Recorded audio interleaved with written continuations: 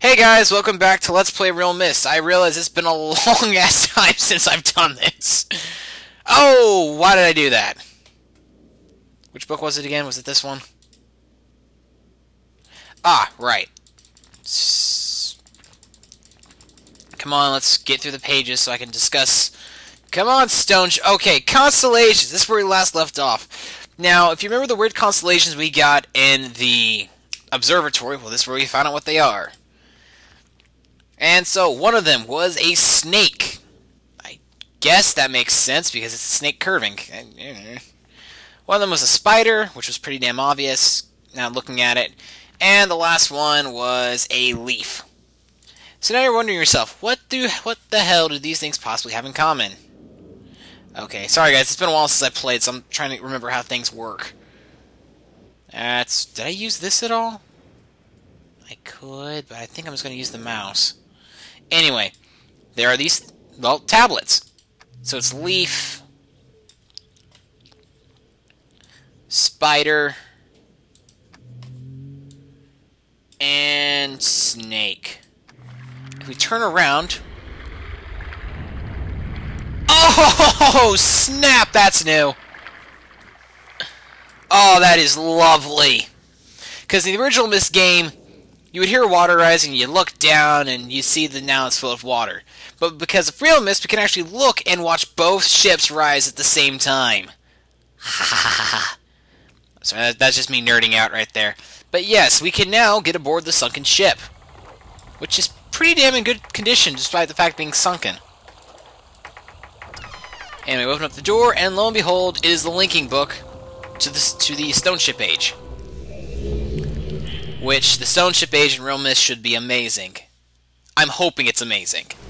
Oh dear lord, it's amazing! Now with rain effects! Ha ha ha, yes! Anyway, as we start off, we see that this passage is actually somewhat flooded. We will be dealing with this at the end. Anyway, we have a lighthouse, and we have, looks like, a flooded passageway. Very flooded passageway. We'll deal with that later. Anyway, over here are 3 weird buttons, and of course you can mess around with them and you'll figure out that these are pumps. And we need these to be able to make our way through the age. The middle pump will basically take care of the chambers, the left pump will take care of the ship, and the right pump will take care of the lighthouse. We want to go to the lighthouse first, because the lighthouse has a puzzle that's pretty damn important for this age altogether.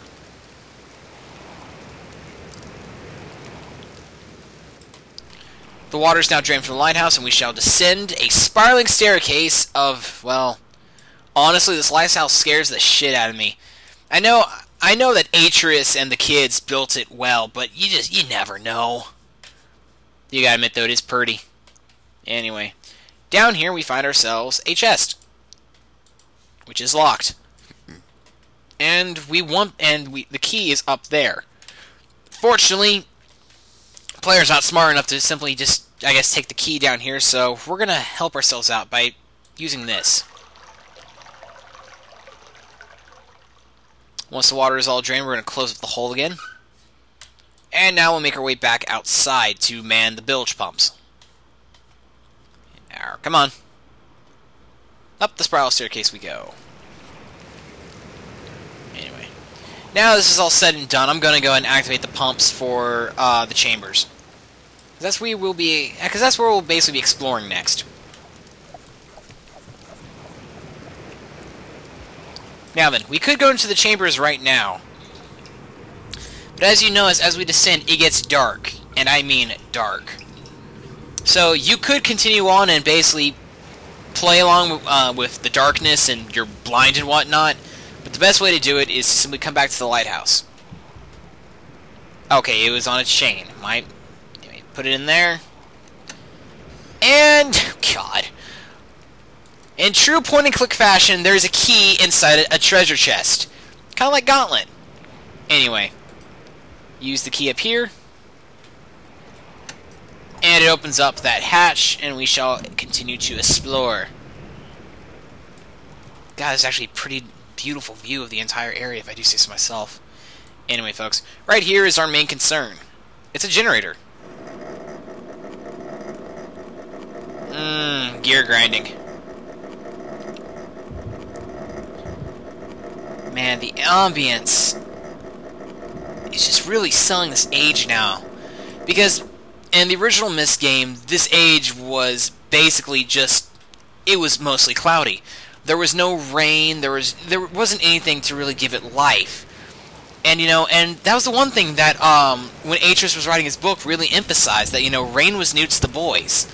And it didn't rain for, like, for the years that Atreus didn't come to the island.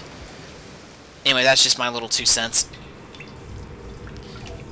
So now that we have a pretty good lit passage, we can actually see everything and the creepiness that is the underground caverns. We'll worry about that later. And what room are we in? I believe this is Achenar's room. No, this is Sirrus's room. Yes. Unfortunately, on... God, what was the last stage we went to? Ah, right. The Celtic Age, or the Steam Age.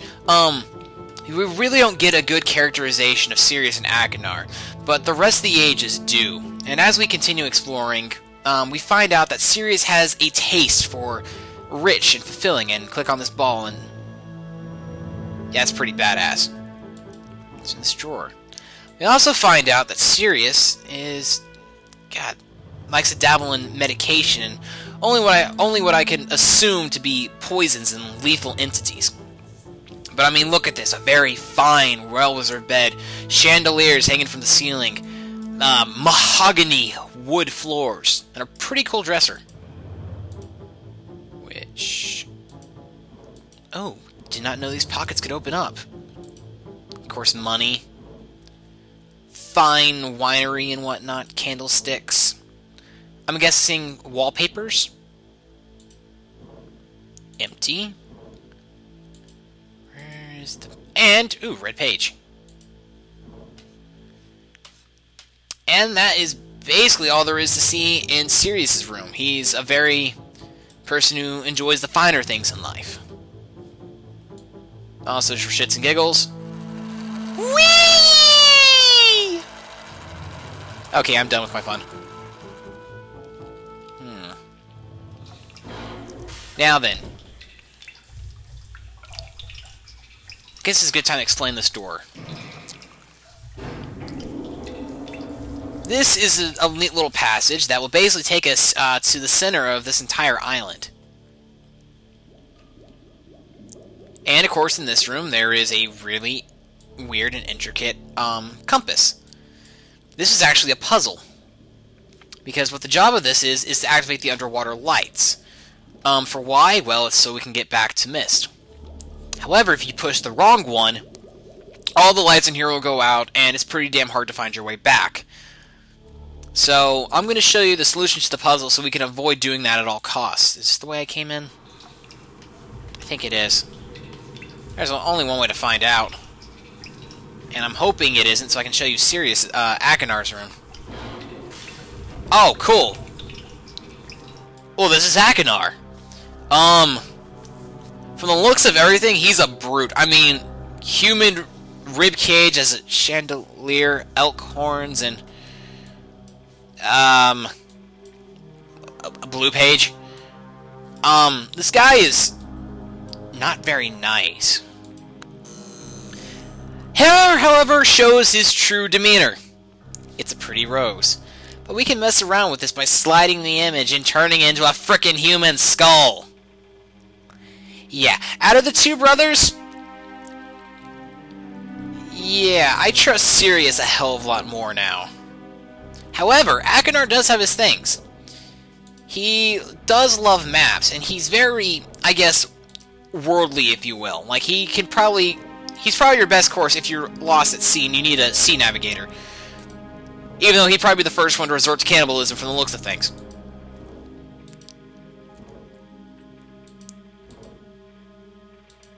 Come on, let me click the middle one. What the... Marker switch aisle. The vault is located of... Go I'm gonna write this down because this seems... No, I'm kidding. This is very important, folks. This helps us solve like one of the last puzzles in the game. Marker. Swit. Is... Alright. The fault is locate the island of achieved very ease, probably. Instructions are each of the marker, I'm guessing switches, turn every one on. Pose. Then, as a final step, there to TH. So, we now have the first half of this mystery note. Right click away, and now we can actually leave here. That will be explained towards the end of the game. And it literally is the final puzzle in which there are two halves of that document, and they'll tell us how to get a certain object that we will need. When the time comes after... And basically the way I'm going to do it is I'm basically going to make sure that Channel Wood is the last age I go to, just so I can get everything set up and you can see what goes on. I'll probably also show you every single ending in this game. Anyway, do you remember that weird cardinal compass thing? Well, this is what we use this for. We basically use the telescope to look around until we see something, well, the lighthouse. It is the only thing blinking, and it's actually the clue to what we need to do. As you can tell, it is at the 135 mark. So, what we need to do is go all the way back down.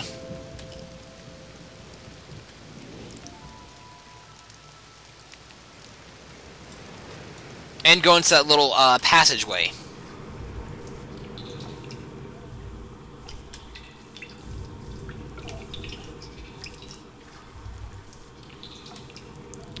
And yes, we do need these undersea lights, or else we won't be able to get back to Myst. But if I can do this properly, it will literally give us probably the best part of the entire game. Anyways, it's 1, 2, 3, 4, 5, 6, 7. Okay, so it's 1, 2, 3, 4, 5, 6, 7. You know what? I'm going to save just in case I royally F this up. I shouldn't, but...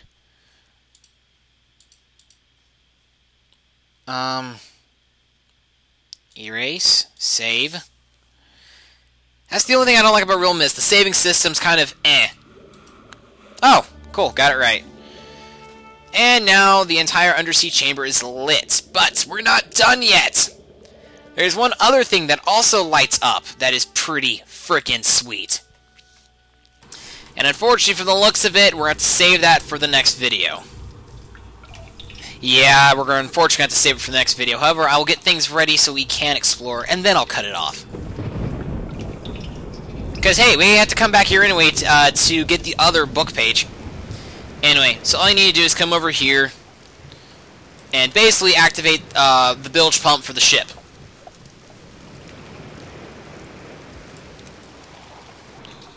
So then.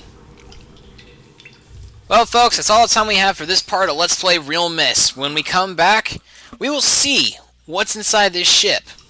And I've got to say, it's probably one of my favorite parts of the entire Stoneship Age. See you guys.